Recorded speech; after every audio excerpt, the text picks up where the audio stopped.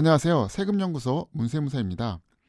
양도세 계산 구조를 보면 세금을 줄일 수 있는 몇 가지 요인이 있습니다. 이들은 취득가액, 필요경비, 그리고 장기보유, 특별공제입니다. 근데 여기서 이 취득가액과 필요경비 한 묶음하고요. 이 장기보유 특별공제는 성격이 서로 다르다고 말씀드릴 수 있습니다.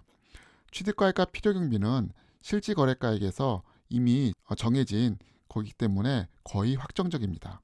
그러나 장기보유 특별공제는 이 보유기간에 따라서 또는 1세대 1주택인에 따라서 달라집니다.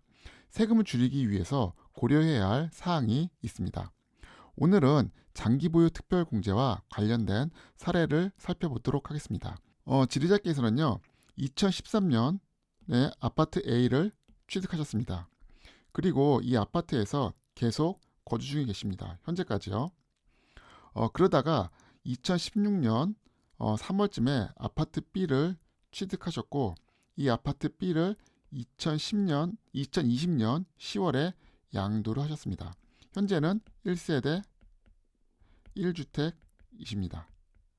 자, 지지자께서는요, 1세대 1주택 바뀐 규정에 대해서 2022년 9월쯤 양도해야 된다는 것을 잘 알고 계십니다. 왜냐하면 실제로 1주택이 된 시점 2020년부터 보유기간을 따져가지고 2년이 흘러야 되는 시점이 2022년 9월이기 때문입니다.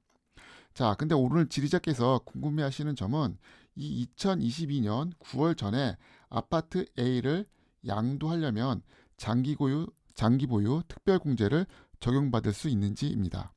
비과세 규정을 만족하지 않더라도 장기보유 특별공제를 받을 수 있느냐, 이것을 질의해 주셨습니다. 자, 장기보유 특별공제와 관련된 규정을 보도록 하겠습니다.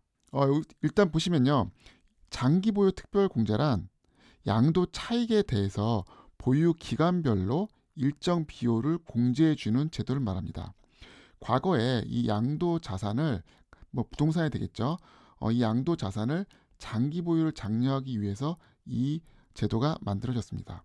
그러면 장기 보유 특별 공제가 적용되는 대상은 무엇이냐?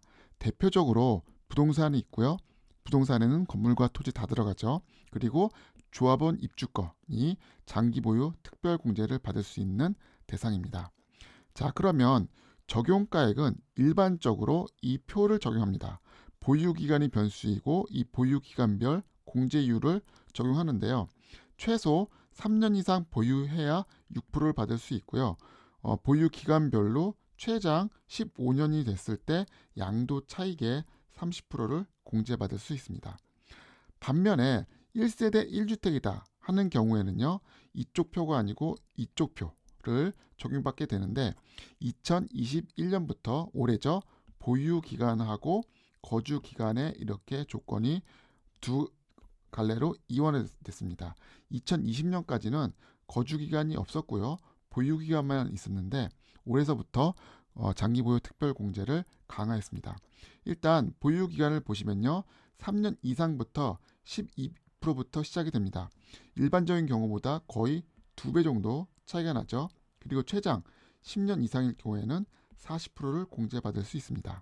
거주기간도 마찬가지로 8%에서 거주기간에 따라서 40%까지 10년 이상이면 40%죠. 최대 양도 차익의 80%를 공제받으실 수 있습니다. 자, 다시 오늘 질의 내용으로 돌아가서요. 질의자께서는요, 2022년 9월 전에 아파트 A를 양도하실 계획이십니다. 1세대 1주택은 아니죠. 그럼 적용가액이 순수하게 보유기간에 따라 적용이 됩니다.